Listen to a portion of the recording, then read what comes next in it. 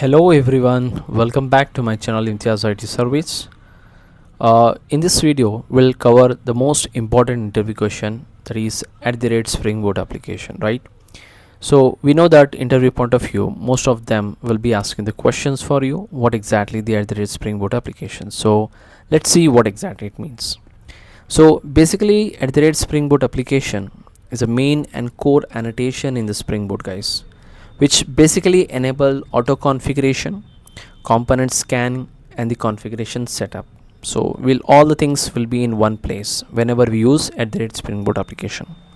So in short, it's a combination of three annotation, as I told you, that at the rate Spring Boot configuration, at the rate enable auto configuration, and at the rate component scan there. Okay.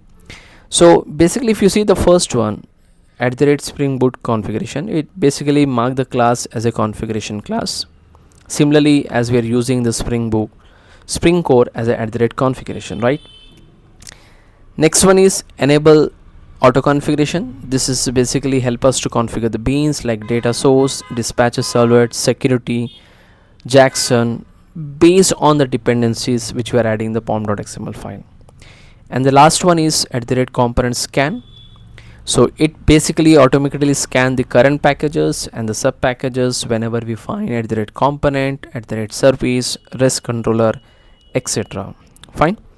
So always remember that when you run the class, like for example, if I just go back to the Eclipse or STS, if you see that whenever we run this application, Spring Boot identify the main starting point of the application, guys, which basically configure the, as I told you, that it automatically configure the embedded Tomcat because we added the Spring Boot starter web in the pom.xml file, data source, and the JPA if data related things dependency has been exists, right?